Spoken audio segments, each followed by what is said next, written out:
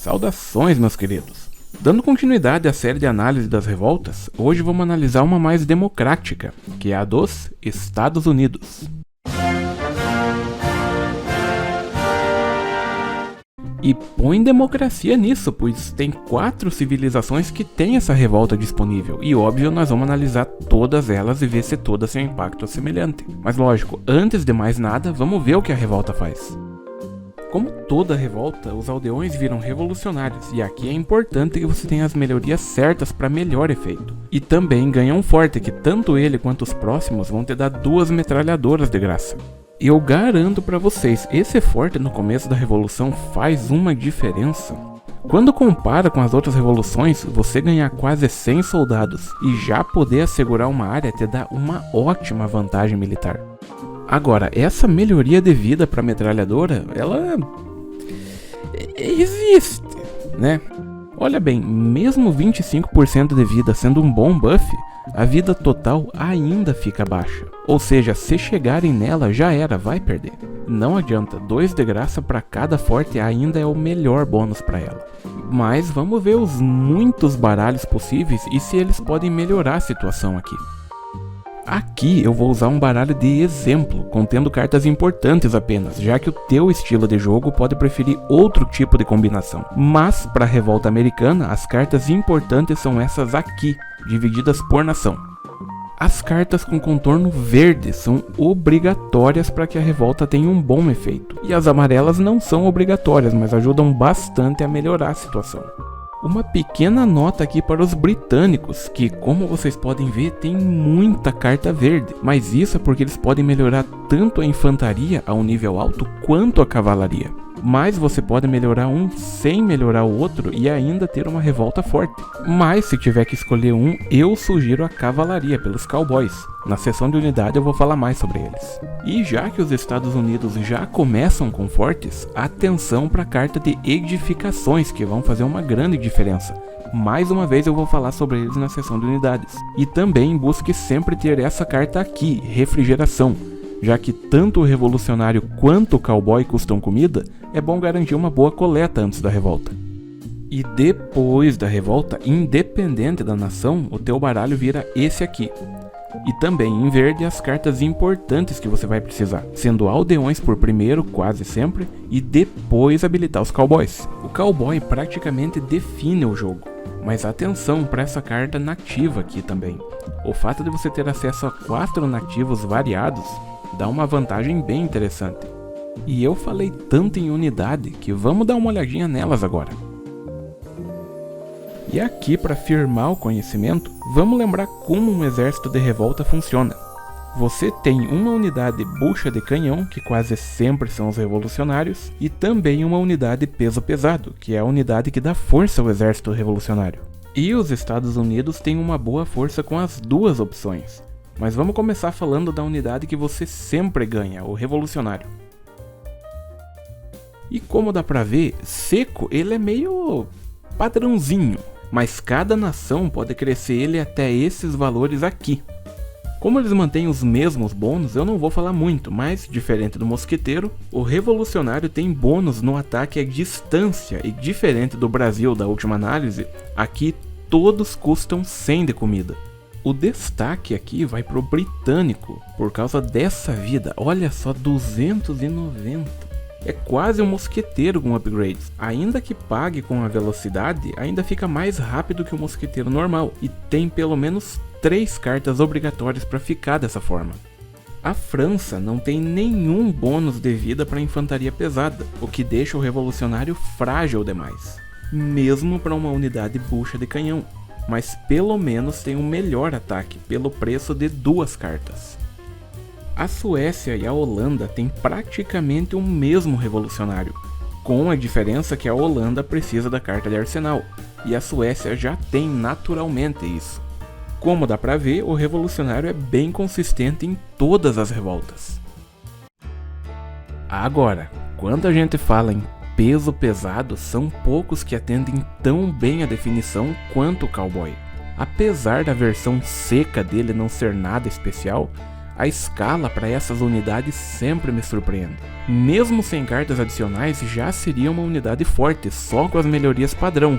Mas, é como eu disse, ele escala muito bem, e o ataque à distância é dado 4 vezes, com quase os mesmos multiplicadores do dragão, só que mais barato, custando só 120 de comida. E, sem surpresa, a variação britânica fica na frente de novo, quase chegando nos 400 HP, e apesar de ter um maior ataque, não é uma vantagem tão grande quanto o HP, apesar do preço ser 3 cartas. A França e a Holanda só tem a carta Combate de Cavalaria que afeta o cowboy, tornando bem barato a melhor versão possível para eles. A Suécia tem uns bônus meio ruins, apenas 1 de alcance não faz tanta diferença. E velocidade não é como se 7 fosse baixo, realmente eu não acho que chega nem perto dos outros. E agora sobre o atirador de elite revolucionário. Essa é uma unidade que só vem com carta da metrópole, com base em fortes. É mais impactante quando você já tem alguns de antemão, caso não você ainda pode ir juntando de forte em forte. Olha, eu não basearia minha estratégia em uma unidade que eu não posso treinar, mas com um bom número deles pode ser bem eficiente. A versão seca se vende pelo alcance alto, mas lógico, aqui a gente quer ver potencial, então me surpreende os britânicos não estarem em primeiro de novo. Digo, alguém tinha que desbancar, apesar de que ainda é o segundo melhor. A França só mantém o ataque bom, mas é muito frágil ainda. Agora, a Holanda, rapaz, eu não esperava isso tudo, mas aí que notei que as melhorias pro escaramuçador são as mesmas, o que dá uma certa transição natural para a unidade, ainda que seja pelo preço de 4 cartas. De novo, eu não basearia minha estratégia, mas é uma carta na manga. E a Suécia, meu Deus, tem que proibir o visto deles, é uma tranqueira atrás da outra, não é possível. Não esquecendo a carta dos nativos, aqui eu não vou analisar um por um para não tomar tanto tempo de vocês, porque a ideia deles é mais ser uma força livre de população do que um grupo de qualidade. Eu vou deixar passando as unidades na tela e vocês vão notar que a França tem de longe os melhores nativos possíveis, apesar de um foco excessivo nas cartas. A Holanda pode treinar mais por causa de uma carta, dando uma certa identidade para eles também. Acredito que a força dos nativos venha mais de você jogar eles na base inimiga, enquanto o exército regular segura o inimigo. Lógico, nada impede que você use junto com a força regular. E por fim, a última unidade... Aê, desgraça, finalmente a Suécia tem alguma coisa? Infelizmente, é só um bônus de tiro próximo e tempo de treino. É aquilo, se tá próximo você vai perder a metralhadora, apesar de que é mais bônus do que os outros. E, como sempre, o spam infinito de fortes é uma das melhores estratégias de qualquer revolução, então nada mais justo do que a gente ver as possibilidades aqui também. Aqui eu separei por atualizações e por cartas, pois todas as nações têm acesso às 2 cartas de melhoria. Realmente pode ser bem difícil tirar um forte de 19.000 de HP com tropa defendendo ainda. E agora passando para a parte chata de toda a revolução, que é a recuperação econômica. Aqui já é fácil notar o quanto os britânicos têm vantagem nessa parte, pois com essa carta para treinar o Aldeão em casas, em pouco tempo você povoa tudo de novo. Infelizmente só tem 2 revoltas que se beneficiam disso, já que o Canadá e a África do Sul não perdem aldeões. Né? Não perdem aldeões, né? Que bom. Bom lembrar também da carta de remédios que barateia o aldeão e faz ele um pouco mais rápido. E até fica engraçado porque a França que precisa não tem e a Holanda que tem não precisa, pois os bancos já geram ouro e não faz tanto aldeão. E na data desse vídeo tem um bug aqui. A revolta pela França, quando pode fazer aldeões de novo, só pode fazer 80, mas você não mantém a qualidade dos 80 da França, aí não dá, né? A Suécia vai depender dos chalés. Se nenhum ficar coletando nada durante a revolta, pode ser uma demora padrão para a economia voltar, ou seja, 4 Town Center fazendo aldeões. E vamos falar um pouco sobre as dificuldades agora. E como quase toda revolução, os Estados Unidos têm alguns problemas contra a infantaria leve, pois tanto o revolucionário quanto o cowboy tomam dano extra. Eu não diria que a metralhadora é um bom counter, pois a vida baixa dela deixa muito vulnerável mesmo para algumas infantarias. No mais, é uma revolta bem versátil e balanceada. Na raiz britânica, pode ser difícil definir o que fazer, porque tem muita opção para muita unidade. Lembrando que seja o revolucionário ou o cowboy, são 3 cartas para ficar na melhor versão cada um.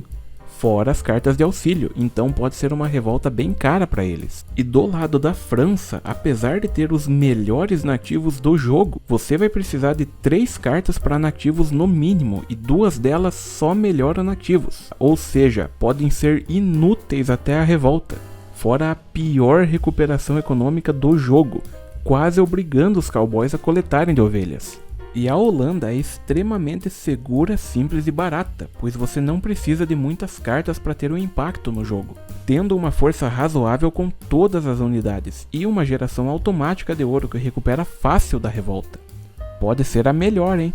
E da Suécia, a maior dificuldade pode ser clicar no botão, pois como vocês viram, só o revolucionário e a metralhadora parecem levar adiante. O cowboy não tem melhoria significativa pela Suécia, eu não acho que 1 de alcance faça muito, e o cowboy é muito importante para ficar tão fraco.